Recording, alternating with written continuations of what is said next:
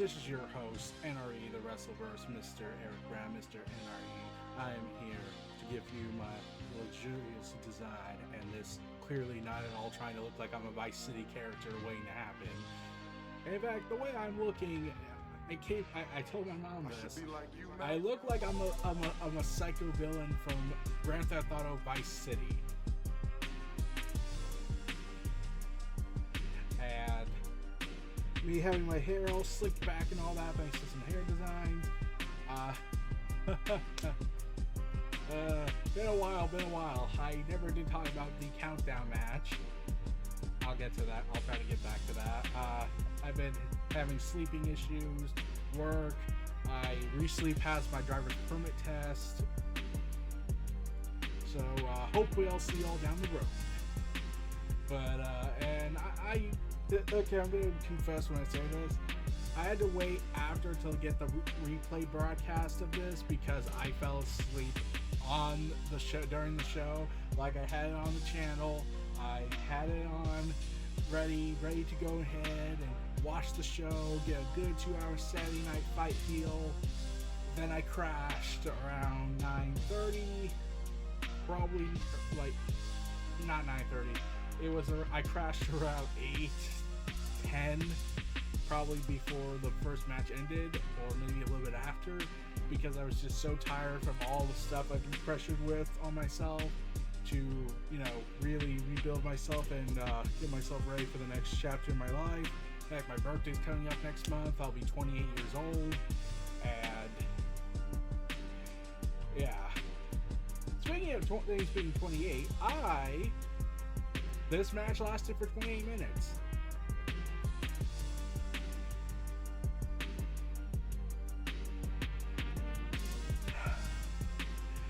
So, when I first heard this was being reported from photos and whatnot, I thought it was a tag team championship match, like Jay White and Juice Robinson beat FTR and Ricky Starks on the Bullet Club Gold episode. And great match. The Gun Club were officially brought into the Bullet Club Gold brand. I'll be getting their merch soon. I just bought it on Friday, and now it will be delivered probably next week, and I'll bring it on the show.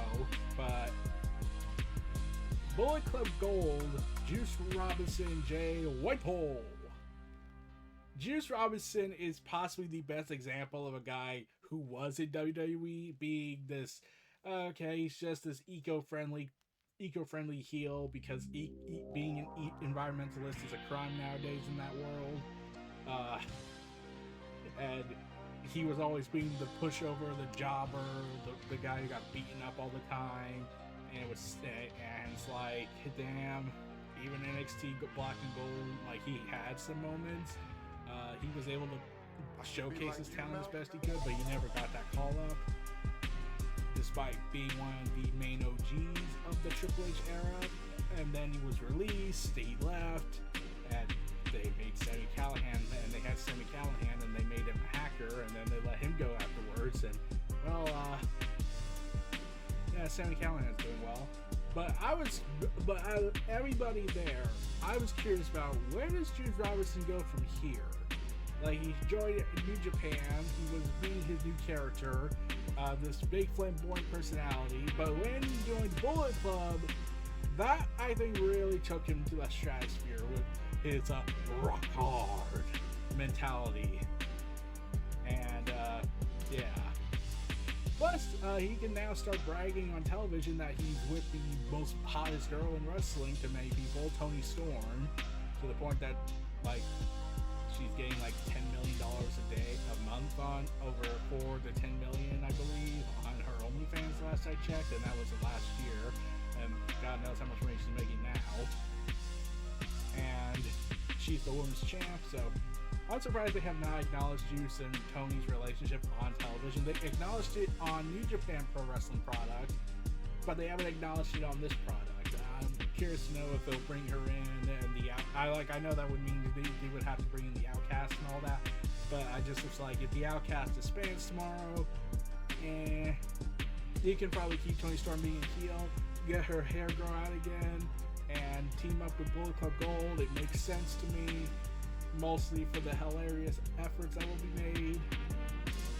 And I'm pretty sure there will be a bunch of horny moments where Juice Robinson's mentioning his rock hard status and Tony Storm making innuendos about it, because that's a thing nowadays for AEW wrestlers and some WWE wrestlers where they for some reason been expressing their extreme horniness. I don't know. But yeah, and Jay White, like, here's the thing.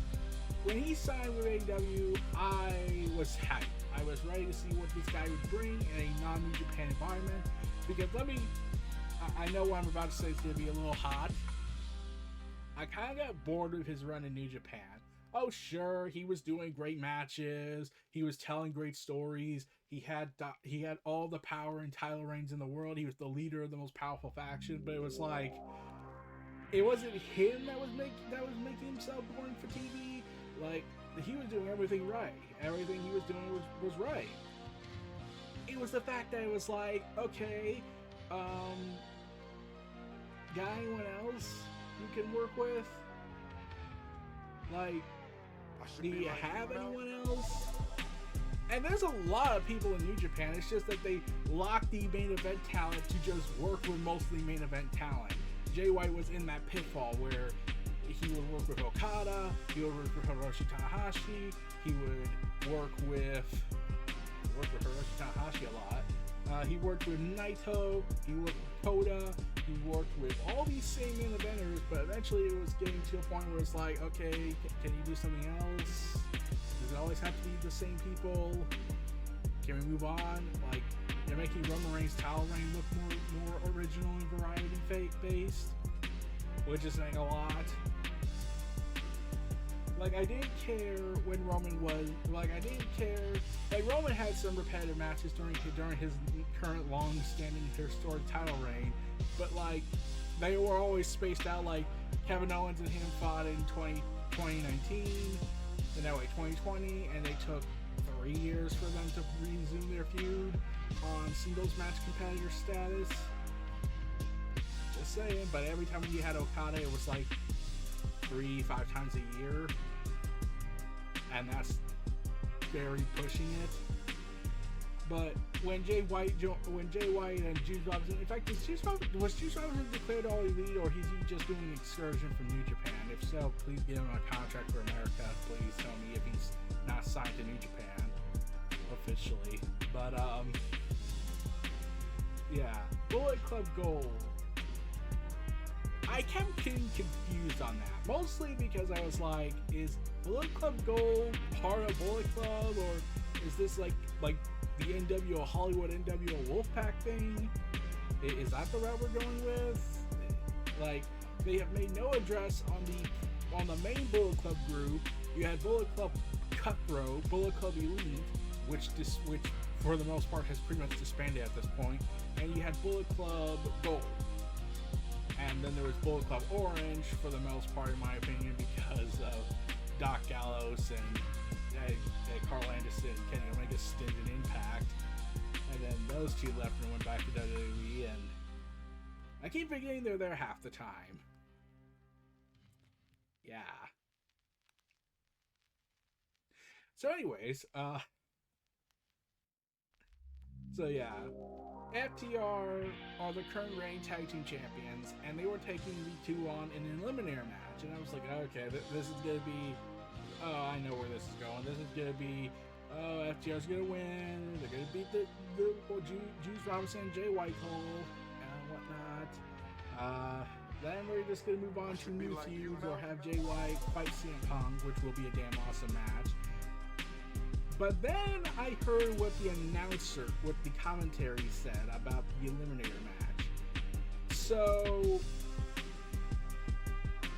this is the thing that I'm just gonna say. I was like, oh my god, actual stakes beyond just championship opportunities? You mean there's actually a punishment if they lose? If they lose, they can't challenge FTR for the tag team title so long as they continue to reign? Like, we're getting actual stakes involved in this? I would like to say two things. Thank you, Tony Khan. And two, I won 25 grand here because, okay, I know I can't prove this for the most part, and I probably would have to find the tweets and get the messengers. messages from the DM, but I do this thing with a guy with a fan vote promotion with a bunch of characters. I pitched him during the Eliminator match, but I also added the ruling that if the champion defeats the opponent, then the opponent can't challenge them anytime for the title throughout the remainder of their reign. And now I heard this and I was like, so am I gonna have to just claim that this was also my idea and now I'm owed more money? Or at least Mikey Ruckus can give me some money, make some music for me. I'll sell the debt with that. I mean, like, it's not 525 grand, but I'll settle for an album dedicated to my creative endeavors.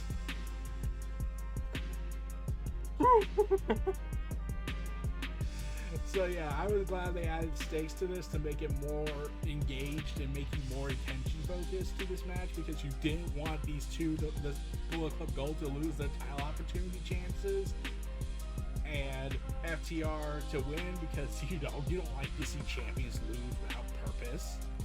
And now there is purpose involved, and now it's like, oh, it could go either way now.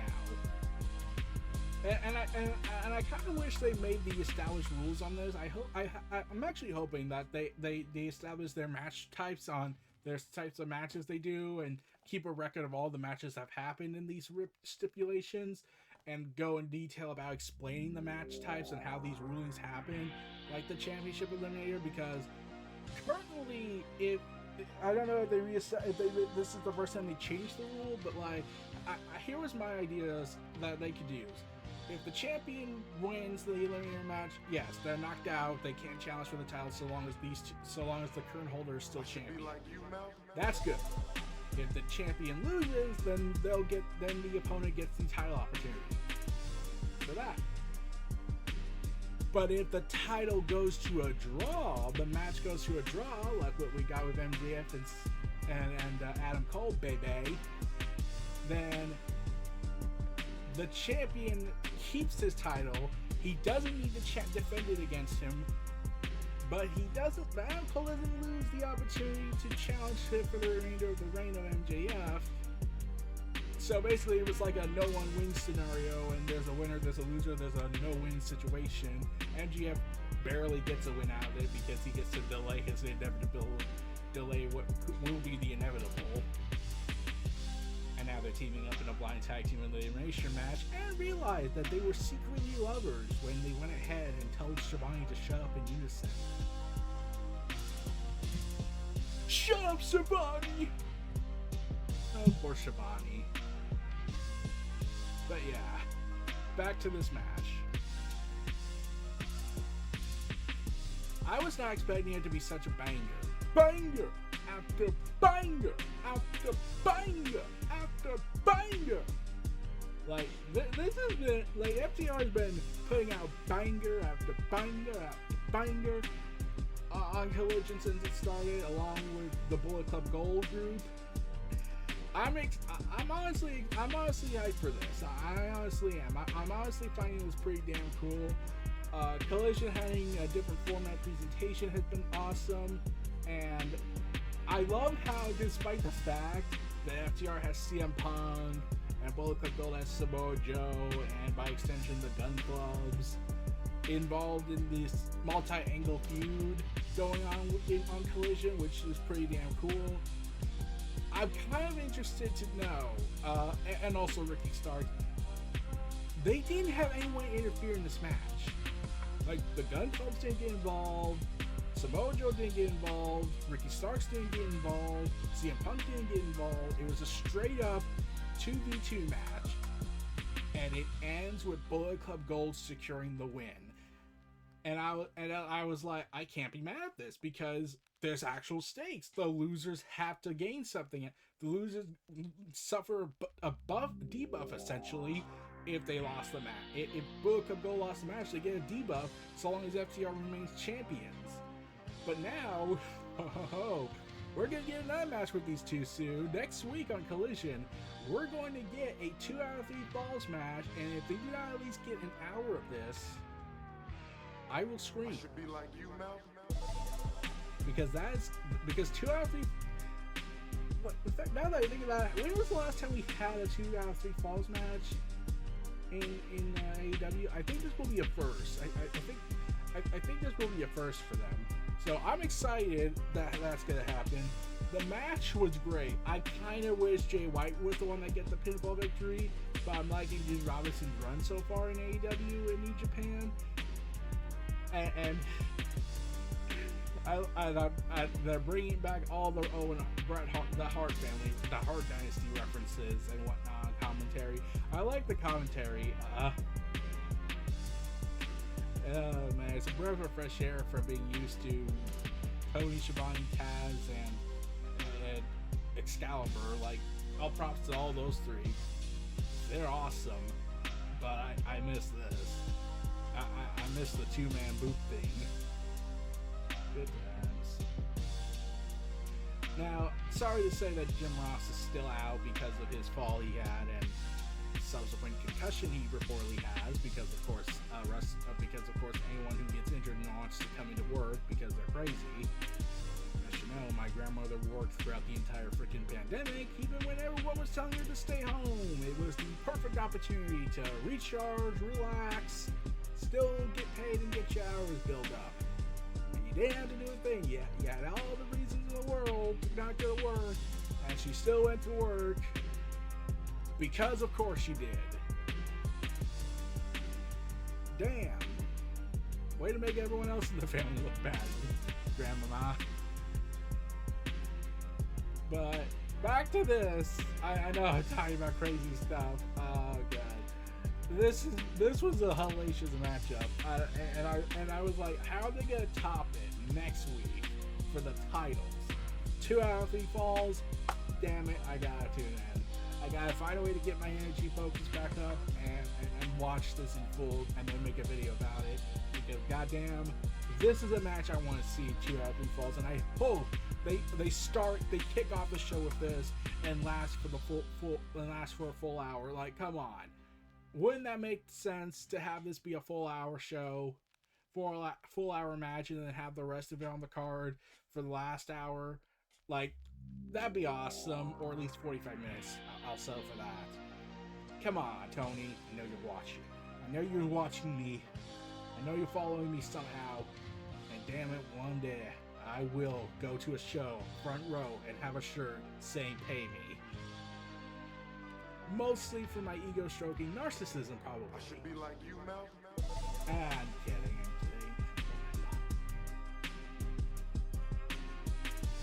But yeah, FTR took pride in losing, and yeah, the place they were in Canada, I was like, oh god, this kind of sounds something else, and I blame everyone who keeps bringing that up on Twitter. And I kept thinking for a second they kept saying that word with this name of the town they were in, and I was like, I really hate Twitter sometimes for being extremely horny. Because that's what it kept sounding like every time when FTR talked.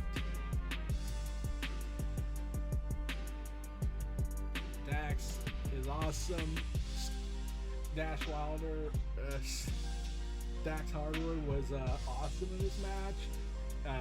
I like how he just was like smacking Jay White in the belly just to get him out of the submission. I was like, and he got Jay White pissed on him.